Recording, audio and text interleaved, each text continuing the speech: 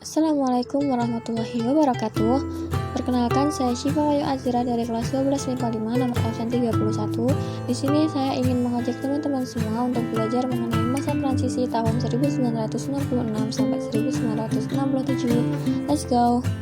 Jadi, transisi adalah perpindahan dari Orde Lama ke Orde Baru, yaitu pada saat Orde Lama dipimpin oleh Presiden Soekarno dari tahun 59 sampai 66, kemudian beralih ke Orde Baru yang dipimpin oleh Presiden Soeharto dari tahun 66 sampai 98. Selanjutnya, latar belakang dari masa transisi yang pertama yaitu terjadinya G30 SPKI, di mana pada saat itu hilangnya kekuatan politik PKI dari percaturan politik Indonesia.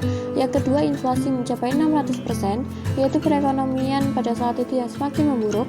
Yang ketiga, aksi tuntutan penyelesaian yang seadil-adilnya oleh pelaku G30 SPKI yang dipelopori oleh Kesatuan KAPPI, KAMI, dan KAPI.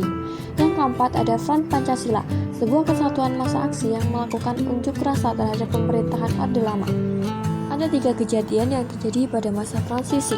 Yang pertama yaitu aksi Tritura atau Tri Tuntutan Rakyat, yaitu 3 tuntutan kepada pemerintah yang diserukan para mahasiswa yang tergabung dalam Kesatuan Aksi Mahasiswa Indonesia atau KAMI, di mana dibantu oleh aksi pelajar, pemuda, buruh, sarjana, wanita, guru, dan didukung penuh oleh Tentara Nasional Indonesia. Pada tanggal 12 Januari 1966, kami dan KAPI memelopori kesatuan aksi yang tergabung dalam Front Pancasila mendatangi DPR GR menuntut Tritura. Isi Tritura yang pertama, pembubaran PKI.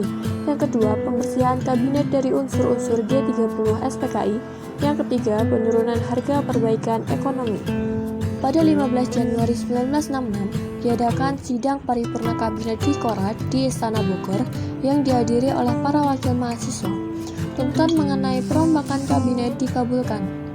Tanggal 21 Februari 1966, Presiden Soekarno mengumumkan perubahan kabinet.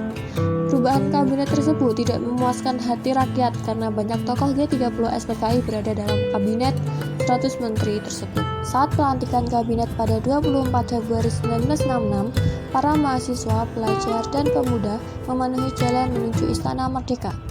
Kemudian, pasukan Cakrawala menghadang dan terjadilah bentrok yang menyebabkan gugurnya seorang mahasiswa dari Universitas Indonesia bernama Arif Rahman Hakim. Selanjutnya, pada tanggal 25 Februari 1966, berdasarkan keputusan Panglima Komando Ganyang Malaysia atau KOGAM, yaitu Presiden Soekarno, KAMI dibubarkan.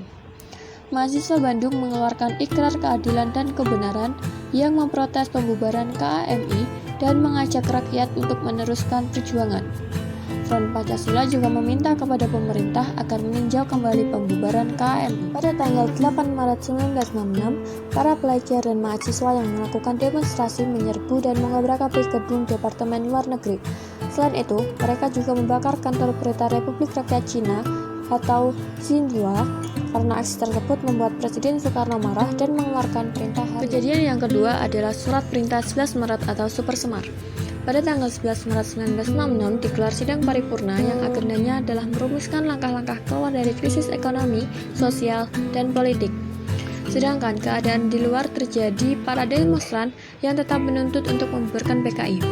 Keadaan tersebut diberitahukan kepada Presiden Soekarno yang kemudian pergi ke Istana Bogor diikuti oleh Waberdam 1 dan Waberdam 3 menggunakan helikopter. Setelah sidang ditutup, Waberdam 2 menyusul menggunakan mobil. 3 orang perwira tinggi TNI Angkatan Darat yang juga ikut dalam sidang tersebut sepakat untuk menyusul ke Bogor untuk melaporkan situasi sebenarnya yang ada di Jakarta. Sebelum berangkat, 3 perwira tersebut meminta izin kepada atasannya, yaitu Menteri Panglima Angkatan Darat Letnan Jenderal Soeharto yang pada saat itu sedang sakit dan diharuskan dirawat di rumah. Niat 3 perwira tersebut disetujuinya. Kemudian salah satu dari 3 perwira tersebut bertanya, apakah ada pesan khusus dari Jenderal Soeharto untuk Presiden Soekarno? Kemudian Jenderal Soeharto menjawab, sampaikan saja bahwa saya tetap pada kesanggupan saya. Beliau akan mengerti. Sesampainya di Istana Bogor, Presiden Soekarno mengadakan pertemuan dengan ketiga perwira itu bersama dengan Komandan Cakrawala Brigjen Sabur untuk membuat surat perintah kepada Legend Soeharto untuk memulihkan keadaan dan kewibawaan pemerintah. Saat itulah yang dikenal dengan Surat Perintah 11 Maret atau Super Semar. Keluarnya Super Semar ini dianggap sebagai tonggak lahirnya Orde Baru. Kemudian, tindakan Legend Soeharto setelah menerima surat perintah yaitu yang pertama, membubarkan dan melarang PKI beserta organisasi, masanya yang bernaung dan berlindung ataupun seasas dengannya di seluruh Indonesia terhitung sejak 12 Maret 1966. Yang kedua, tanggal 18 Maret 1966 mengamankan 15 menteri yang dinilai tersangkut dalam G30 SPKI dan diragukan etika baiknya. Yang ketiga, pada tanggal 27 Maret 1966 membentuk Kabinet Dikora yang disempurnakan untuk menjalankan pemerintahan. Kejadian yang ketiga adalah dualisme kepemimpinan nasional. Memasuki tahun 1966 terlihat gejala krisis kepemimpinan nasional yang mengarah pada dualisme kepemimpinan. Soekarno masih menjabat sebagai presiden, namun pamornya kian merosot dan dianggap tidak aspiratif terhadap tuntutan masyarakat yang mendesak agar PKI dibubarkan. Soeharto setelah mendapat surat perintah 11 Maret dan membubarkan PKI, namanya semakin populer. Presiden Soekarno sudah tidak banyak melakukan tindakan-tindakan pemerintah, sedangkan Legend Soeharto banyak menjalankan tugas-tugas harian pemerintahan.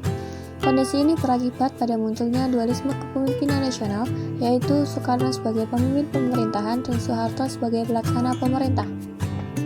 Adanya dualisme kepemimpinan nasional ini akhirnya menimbulkan pertentangan politik dalam masyarakat, yaitu mengarah pada munculnya pendukung Soekarno dan pendukung Soeharto. Dalam sidang MPRS tanggal 20 Juni sampai 5 Juli 1966 antara lain memutuskan yang pertama, menjadikan Super Semar sebagai TAP MPRS yang berarti Super Semar tidak bisa dicabut sewaktu-waktu oleh Presiden Soekarno dan secara hukum Soeharto mempunyai kedudukan yang sama dengan Soekarno yaitu mandataris MPRS. Yang kedua, mulai membatasi hak prerogatif Soekarno selaku Presiden. Secara eksplisit dinyatakan bahwa gelar pemimpin besar revolusi tidak lagi mengandung kekuatan hukum. Presiden sendiri masih diizinkan untuk membacakan pidato pertanggungjawabannya yang diberi judul Nawakarsa. Di sisi lain, Soeharto sebagai pengemban Super Semar diberi mandat oleh MPRS untuk membentuk kabinet. Kabinet itu diberi nama Kabinet Ampera atau Amanat Penderitaan Rakyat. Selanjutnya, Soeharto mengajukan draft yang berisi pernyataan bahwa Presiden berhalangan atau menyerahkan kekuasaan kepada pengemban Super Semar. Awalnya, Presiden Soekarno tidak berkenan dengan usulan draft tersebut, tetapi kemudian sikap Presiden Soekarno melunak, beliau menyetujui draft tersebut dan menandatanganinya pada 20 Februari 1966.